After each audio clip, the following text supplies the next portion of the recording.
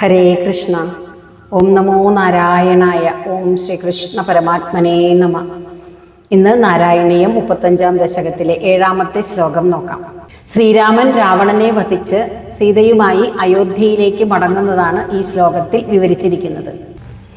ഗൃണ്ണൻ ജംബാരി സംപ്രേഷിത രഥ കവചൗ രാവണേന അഭിയുധ്യൻ ബ്രഹ്മാസ്ത്രേണ അസ്യ ബിന്ദൻ ഗളദതിം അബലാം അഗ്നിശുദ്ധാം പ്രഗൃണ്ണൻ ദേവശ്രേണീവരോജ്ജീവിത സമരമൃതൈഃ അക്ഷതൈഃ ഋക്ഷസംഘൈഃ ലങ്കാഭർത്രാ ച സാഗം നിജനഗരമഗാഃ സംപ്രിയഃ പുഷ്പകേണ. ഗൃണ്ണൻ ജംബാരി സംപ്രേഷിത രഥ കവചൗ രാവണേനാഭിയുധ്യൻ ബ്രഹ്മാസ്ത്രേണാസ്യ ബിന്ദൻ ഗളദതിമബലാം അഗ്നിശുദ്ധാം പ്രഗൃണ്ണൻ ദേവശ്രേണീവരോജ്ജീവിത സമരമൃതൈ അക്ഷതൈ ഋക്ഷസംഘൈ ലങ്കാഭർത്രാ ച സാഗം നിജനഗരമഗാ സപ്രിയ പുഷ്പകേണ. ത്വം ജംബാരി സംപ്രേഷിത, അലയോ ഭഗവാനെ, അവിടുന്ന് ദേവേന്ദ്രൻ കൊടുത്തയച്ച രഥകവചൗ, തേരും മാർച്ചട്ടയും ഗൃണ്ണൻ സ്വീകരിച്ചിട്ട് രാവണേന, രാവണനുമായി അഭിയുധ്യൻ, യുദ്ധം ചെയ്തിട്ട് ബ്രഹ്മാസ്ത്രേണ, ബ്രഹ്മാസ്ത്രം കൊണ്ട് അസ്യ ഗളദതിം, ആ രാവണന്റെ കഴുത്തുകളെ ബിന്ദൻ ഛേദിച്ചിട്ട് അഗ്നിശുദ്ധാം അബലാം, അഗ്നിപ്രവേശം കൊണ്ട് ശുദ്ധയായ സീതാദേവിയെ പ്രഗൃണ്ണൻ സ്വീകരിച്ചിട്ട് ദേവശ്രേണി വരോ ജീവിത സമരമൃതൈ, ആദ്യം യുദ്ധത്തിൽ മരിച്ചവരും പിന്നെ ദേവന്മാരുടെ അനുഗ്രഹത്താൽ ജീവിച്ചവരുമായ അക്ഷതൈഹി, മുറിപ്പാട് പോലുമില്ലാത്ത ഋക്ഷസംഘൈ, വാനര സൈന്യങ്ങളോടും ലങ്കാഭർത്ര, ലങ്കയിലെ രാജാവായ വിഭീഷണനോടും.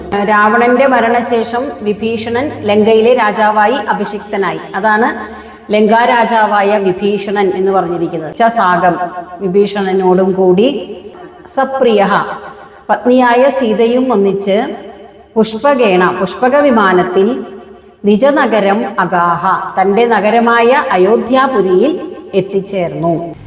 രാമരാവണ യുദ്ധം നടക്കുമ്പോൾ ശ്രീരാമൻ ഭൂമിയിൽ നിന്നുകൊണ്ടും രാവണൻ രഥത്തിലിരുന്നു കൊണ്ടുമാണ് യുദ്ധം ചെയ്യുന്നത്. ഇത് കണ്ട് ദേവേന്ദ്രൻ തൻ്റെ സാരഥിയായ മാതലിയുടെ കയ്യിൽ തേരും മാർച്ചട്ടയും ശ്രീരാമന് കൊടുത്തയക്കുന്നു. പിന്നീട് ശ്രീരാമൻ രഥത്തിലിരുന്നു കൊണ്ടാണ് യുദ്ധം ചെയ്യുന്നത്. അങ്ങനെ ശ്രീരാമൻ രാവണന്റെ 10 തലകളും ഛേദിച്ച് രാവണനെ വധിക്കുന്നു. പിന്നീട് അഗ്നിപ്രവേശം ചെയ്ത് ശുദ്ധയായ സീതയെ സ്വീകരിക്കുന്നു എന്നാണ് പറഞ്ഞിരിക്കുന്നത്. എന്തിനാണ് സീത അഗ്നിപ്രവേശം ചെയ്യുന്നത്? ഇതിന് 2 കാരണങ്ങളാണ്.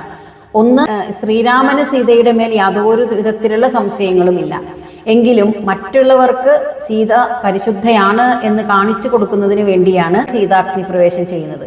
രണ്ടാമത്തെ കാരണം, പഞ്ചവടിയിൽ വെച്ച് ശൂർപ്പണഖ പോയതിനു ശേഷം ശ്രീരാമൻ സാക്ഷാൽ ലക്ഷ്മി ദേവിയായ സീതയോട് വളരെ രഹസ്യമായ ഒരു കാര്യം പറയുന്നുണ്ട്. ലക്ഷ്മി ഭഗവതിയായ അവിടുന്ന് അഗ്നിയിൽ മറഞ്ഞിരിക്കണം, എന്നിട്ട് മായാസീതയെ പർണശാലയിൽ നിർത്തണം. അങ്ങനെ മായാസീതയെയാണ് രാവണൻ തട്ടിക്കൊണ്ടു പോകുന്നതും മായാസീത തന്നെയാണ് ഈ അഗ്നിയിൽ പ്രവേശിക്കുന്നതും. അങ്ങനെ മായാസീതയെ അഗ്നിയിൽ പ്രവേശിപ്പിച്ച് അഗ്നിയിൽ മറഞ്ഞിരിക്കുന്ന യഥാർത്ഥ സീതയെ പുറത്തോട്ട് കൊണ്ടുവരുന്നതിന് വേണ്ടിയാണ് സീത അഗ്നിപ്രവേശം ചെയ്യുന്നത്. അങ്ങനെ സീതയെയും സ്വീകരിച്ച് പണ്ട് യുദ്ധത്തിൽ മരിച്ചു വീണ വാനരന്മാർക്ക് ദേവന്മാരുടെ അനുഗ്രഹത്താൽ ഒരു പോറലുമില്ലാതെ ജീവൻ തിരിച്ചു കിട്ടുകയാണ് ചെയ്തത്. അങ്ങനെ ജീവിച്ചവരുമായ വാനര സൈന്യങ്ങളോടും ലങ്കയിലെ രാജാവായ വിഭീഷണനോടും കൂടി ശ്രീരാമൻ സീതാസമേതനായി അയോധ്യയിലേക്ക് തിരിച്ചെത്തുന്നു.